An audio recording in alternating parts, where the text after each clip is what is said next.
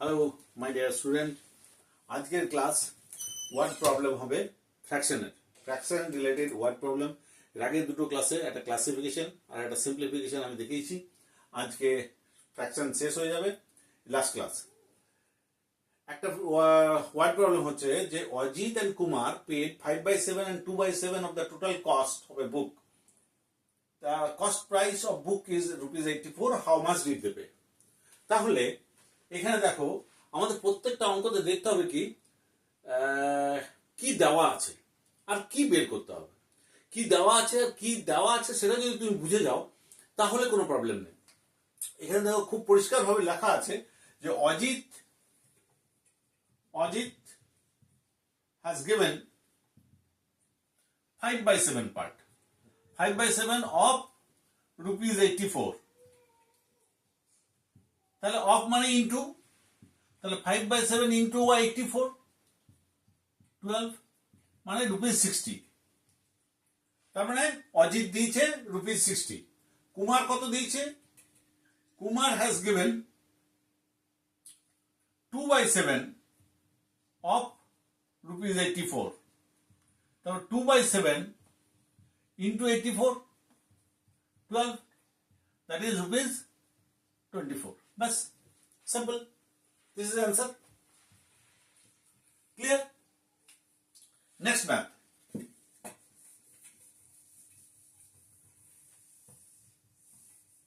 একটা লোক একটা টিভি কিনেছে।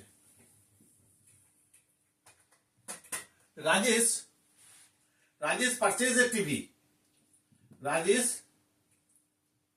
purchased a TV by ₹12,600 and he paid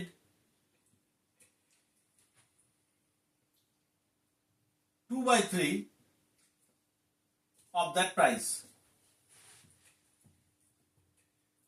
and rest amount in 12 installment. What is how much did he pay in installment? How much did he pay in installment? খুব easy অঙ্ক। বলছে রাজেশ এত টাকা দিয়ে একটা টিভি কিনেছে, 12,600 টাকা দিয়ে, তার 2/3 ও দিয়েছে, পয়সা দিয়েছে। তাহলে রাজেশ কত টাকা দিল? 2/3 of ₹12,600। কেটে গেল 4,2,0,0, দ্যাট ইজ, এটা মাল্টিপ্লাই হয়ে যাবে 2 into 4, 84, এত তো ₹8,400 টাকা রাজেশ পে করেছে। তো তাহলে বাকি কত? রিমেনিং কত আছে? 12,600 টাকা ছিল মাইনাস 8,400 টাকা। তাহলে 002 4, 4,200 রুপিস ওর বাকি আছে। সেই টাকাটা দিতে হবে 12টা ইনস্টলমেন্টে, মানে 12 ভাগে। তাহলে অ্যামাউন্ট অফ ইনস্টলমেন্ট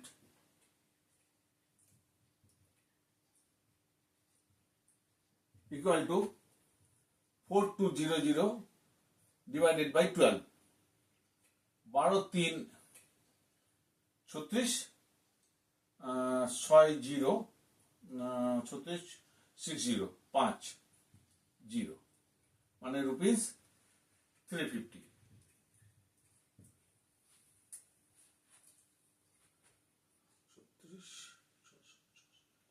₹350 ও ইনস্টলমেন্টে দেবে। সেটাই তোমার কোশ্চেন, যে কত টাকা ও ইনস্টলমেন্টে দেবে। ক্লিয়ার? বুঝতে পেরেছো?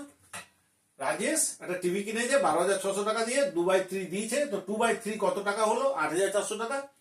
এর দাম হচ্ছে, টোটাল দাম হচ্ছে 12,600, তার থেকে 8,400 মাইনাস করেছি, তাহলে বাকি রয়ে গেছে 4,200। 4,200 ইনস্টলমেন্ট, 12টা ইনস্টলমেন্টে দিয়েছে। তো তো ও দিচ্ছে, তাহলে ইনস্টলমেন্ট কত হবে, এত ডিভাইডেড বাই 12, মানে মাসে ওকে 350 টাকা করে দিতে হবে রাজেশকে। তাহলে ও টিভির দাম পুরো দিয়ে দেওয়া হবে, পে হয়ে যাবে। ঠিক আছে, রিমেনিং যখন দেবে, যে টাকাটা দেওয়া হয়েছে তারপরে টাকাটা রিমেনিংটা আগে বের করে নিতে হবে, তাহলে কোনো অঙ্ক কিন্তু ভুল হবে না। ঠিক আছে, একটা অঙ্ক আছে, বলছে a piece of wire, one piece of wire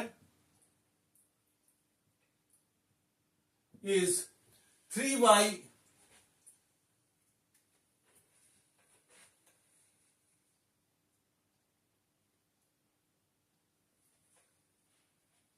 আচ্ছা এইটা দেখো,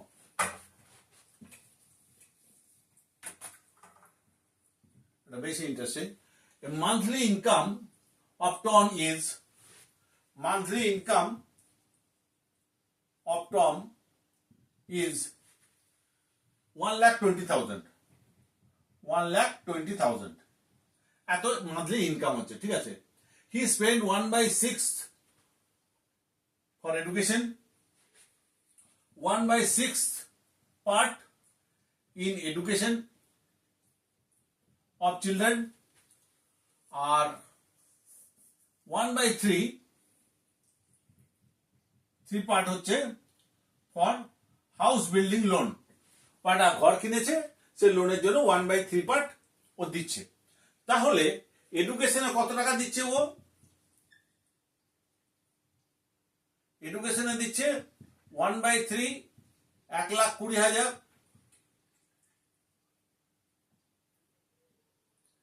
তাহলে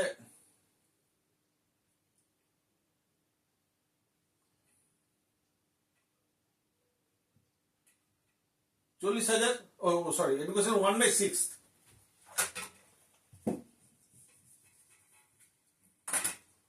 1/6 ইন্টু 1,20,000, 6 দুগুণে 12, 0, 20,000 টাকা। 20,000 রয়েছে এডুকেশনে। হাউস বিল্ডিং লোনে কত দিচ্ছে? 1/3 ইন্টু 1,20,000। কোথায় কি দিচ্ছে আগে দেখে নিতে হবে। তাহলে 3 দিয়ে 3 4 12, 40,000। তাহলে হাউস বিল্ডিং লোনে দিচ্ছে 40,000। ঠিক আছে, তাহলে 1/3 house building, the remaining he is paying on 1/4 food and 2/5 on the rest items, 1/4। তাহলে এটা রিমেনিং কত হলো? তাহলে টোটাল এক্সপেন্ডিচার কত হয়েছে এখনো পর্যন্ত? Total expenditure is equal to 20,000 plus 40,000, that is 60,000। এত, কিন্তু ওর ইনকাম কত? 1,20,000। তাহলে রিমেনিং কত রয়ে গেছে ওর? 1,20,000 মাইনাস 60,000, that is 60,000। 60,000 ওর কাছে এখন আছে। তার মধ্যে এই 60,000 যেটা আছে, তার মধ্যে সে 1/4 ও খরচ করছে, 1/4 খরচ করছে ও কিসে? 1/4 খরচ করছে ওর ফুডে। তাহলে ফুডের জন্য 60,000 ডিভাইডেড বাই 4, তাহলে ফুডে কত গেল? 15,000 ও ফুডে খরচ করলো। আর বাকি রেস্ট অ্যামাউন্ট যে খরচ করছে সেটা হচ্ছে 2/5। রেস্ট আইটেমের জন্য খরচ করছে ও আলাদা আলাদা নানা রকম খরচার জন্য 2/5 ইন্টু 60,000 রিমেনিং, 5 12 24,000। তাহলে হাতে ছিল 60,000, তার মধ্যে এখন খাবারে খরচ করছে 15,000 আর রেস্ট আইটেমে খরচ করছে 24,000। তাহলে টোটাল খরচা কত হলো? তাহলে ওর কাছে কত এখন আছে? রেস্ট ইন হ্যান্ড ওর হাতে কত টাকা আছে? 60,000 টাকা রিমেনিং ছিল, তার মধ্যে খাবারে খরচ হয়েছে 15,000 প্লাস রেস্ট আইটেমে খরচ হয়েছে 24,000। তাহলে 24 আর 10 34, 39,000, তাহলে 60,000 মাইনাস 39,000, that is 21,000 অ্যান্সার। এত টাকা এখন ওর হাতে থেকে গেল। Clear?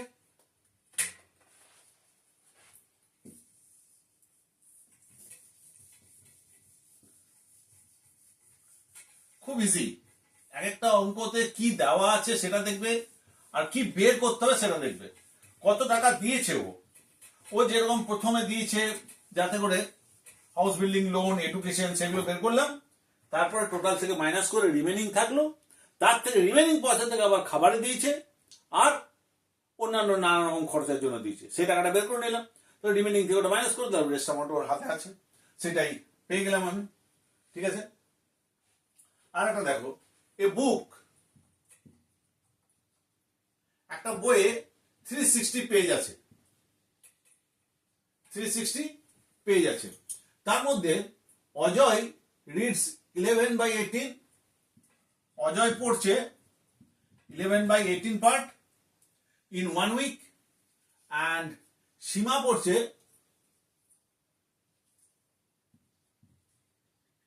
7/10 part in a week, 7 দিনে। তাহলে কে বেশি পড়েছে, কত কত পেজ বেশি পড়েছে, এটা বের করতে হবে। একটা বই আছে 360 পেজে, অজয় পড়ে নিল 11/18 পেজ in a week, এক সপ্তাহে, আর সীমা 7/10। তাহলে অজয় কত পাতা পড়েছে? 11/18 into 360, 220 পেজ পড়েছে 7 দিনে। আর সীমা কত পড়েছে? 7/10 into 360, তার মানে 7×6=42, 7×42=4, 21/4=25, 252 পেজেস। তাহলে অজয় পড়েছে 220 পেজ, আর সীমা পড়েছে 252 পেজ। তাহলে কে ফাস্টার পড়েছে? কোশ্চেন হচ্ছে যে কে ফাস্টার পড়েছে, কে তাড়াতাড়ি পড়েছে। তাহলে অ্যান্সার হবে কি? Seema reads faster. আর হাউ মেনি পেজ, ও কতগুলো পেজ বেশি পড়েছে? সীমা রিডস 252 minus 220, তার মানে হলো 32 পেজেস। এত পেজ ও বেশি পড়েছে। ঠিক আছে? বুঝতে পেরেছো? এইভাবেই আমি 4টে অঙ্ক করে দিলাম। এইভাবেই ওয়ার্ড প্রবলেম গুলো করবে, এবং ওয়ার্ড প্রবলেম আটকাবে না। কি দেওয়া আছে সেটা আগে দেখবে, আর কি বের করতে হবে সেটা দেখবে, ব্যাস, তাহলেই হয়ে যাবে। প্রত্যেকটা জিনিসই হয়ে যাবে। এবং না পারলে তোমরা আমাকে মেসেজ করবে, আমি বলে দেবো। এর পরের দিন আমি ডেসিমাল ফ্র্যাকশন হয়ে গেছে, এবার এই ফ্র্যাকশনটাকে ডেসিমাল করব, সেই ডেসিমাল ফ্র্যাকশনের অঙ্ক এর পরের ক্লাসে হবে। ঠিক আছে? তাহলে আজকে এখানে শেষ করি। ওকে, বাই, থ্যাংক ইউ।